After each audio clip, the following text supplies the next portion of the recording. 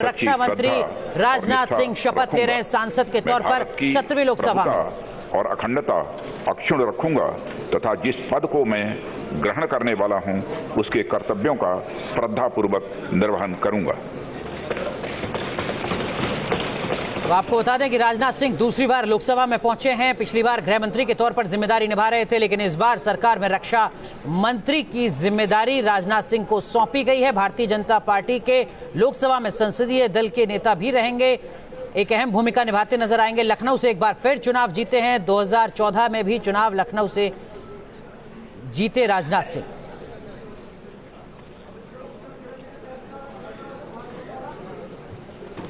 देखिए, दरअसल में ये पूरी एक परंपरा का हिस्सा है कि जो भी सांसद शपथ लेते हैं वो शपथ लेने के बाद,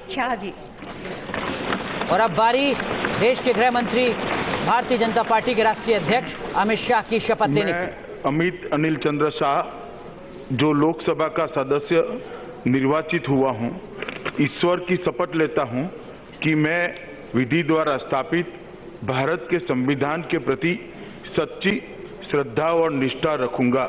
मैं भारत की प्रभुता और अखंडता अक्षुण्ण रखूंगा तथा जिस पद को मैं ग्रहण करने वाला हूं उसके कर्तव्यों का श्रद्धापूर्वक निर्वहन करूंगा।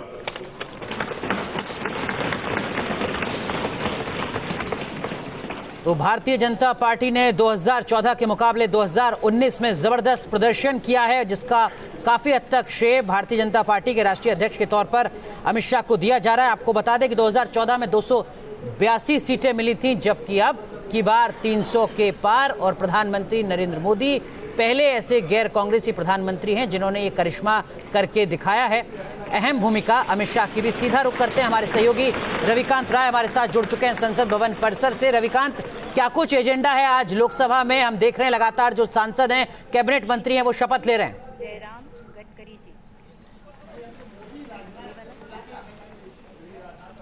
अनुराग, सबसे पहले तो प्रधानमंत्री जैसे ही संसद भवन पहुंचे, प्रधानमंत्री ने कहा कि रविकांत, माफ कीजिएगा, आपको रोक रहे हैं। नितिन गडकरी शपथ ले रहे हैं, एक बार वो दिखाते हैं। लोकसभा का सदस्य निर्वाचित हुआ हूँ, ईश्वर की शपथ लेता हूँ कि मैं विधि द्वारा स्थापित भारत के संविधान के प्रति सच्ची श्रद्धा और निष्ठा रखूंगा।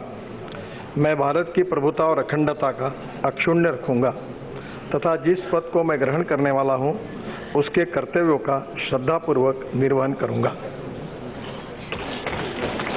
तो देश में बुनियादी ढांचा किस तरीके से बेहतर किया जाए, किस तरीके से बढ़ाया जाए, इस दिशा में बीते 5 साल तक नितिन गडकरी लगातार काम करते रहे। इंफ्रास्ट्रक्चर में काफी बदलाव किया, काफी सुधार किया नितिन गडकरी ने, और एक बार फिर नरेंद्र मोदी ने वही जिम्मेदारी सौंपी है। नितिन गडकरी को भरोसा जताया है, उसी मंत्रालय के लिहाज से नागपुर से चुनकर आए हैं। एक बार फिर रुख करते हैं, हमारे सहयोगी रविकांत हमारे साथ जुड़े हुए हैं। रविकांत, क्या कुछ एजेंडा है आज का लोकसभा में?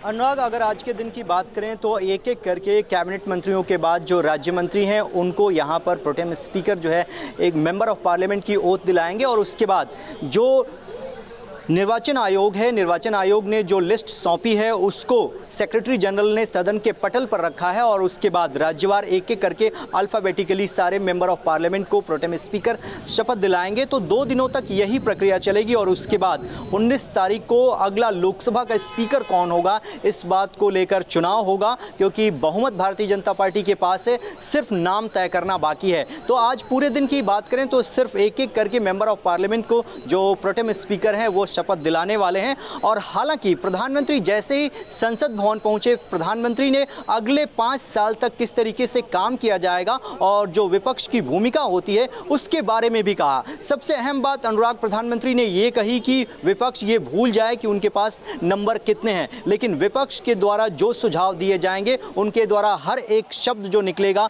वो सरकार के लिए मूल्यवान होगा, उनकी गरिमा और उनकी मर्यादा का ख्याल रखा जाएगा। इसके साथ से सभी पार्टियों से अपील अपील की प्रधानमंत्री ने कि संसद सुचारू रूप से चले, विकास के जो काम होंगे उसके लिए सार्थक चर्चा हो और सबका साथ और सबका विश्वास जो है कायम रखे। इसी के आधार पर अगले 5 साल तक सरकार अपने एजेंडे पर काम करने वाली है और सभी पार्टियों को एक साथ एकजुट लेकर चलेगी, चाहे वो सत्ता पक्ष के हों या विपक्ष के हों। तो प्रधानमंत्री ने अपना एजेंडा बिल्कुल क्लियर कर दिया है और आज के अगर दिन की बात करें तो प्रोटेम स्पीकर एक एक करके सभी सांसदों को उनके पद की शपथ दिला रहे हैं। जी, हम देख रहे हैं इस वक्त नरेंद्र सिंह तोमर शपथ ले रहे हैं संसद सदस्य के तौर पर। एक बार फिर चुनकर आए हैं, केंद्रीय मंत्री के तौर पर जिम्मेदारी निभाई बीती लोकसभा में। लोकसभा का सदस्य निर्वाचित हुआ हूं, ईश्वर की शपथ लेता हूं कि मैं विधि द्वारा स्थापित भारत के संविधान के प्रति सच्ची श्रद्धा और निष्ठा रखूंगा। मैं भारत की प्रभुता और अखंडता अक्षुण्ण रखूंगा तथा जिस पद को मैं ग्रहण करने वाला हूं उसके कर्तव्यों का श्रद्धापूर्वक निर्वहन करूंगा।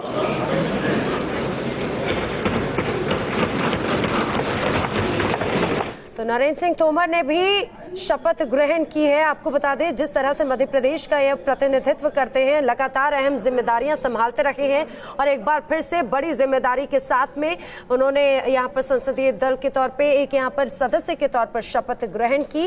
और जिस तरह से लगातार हम बात भी कर रहे हैं, बता भी रहे हैं कि 17वीं लोकसभा के दौरान यहाँ पर जो सांसद हैं, जो चुनकर आए हैं, वो शपथ ग्रहण कर रहे हैं। आज से आगाज हुआ है, 2 दिनों तक ये कहा जाए कि जो प्रक्रिया है वो प्रक्रिया लगातार चलेगी, शपथ दिलाई जाएगी।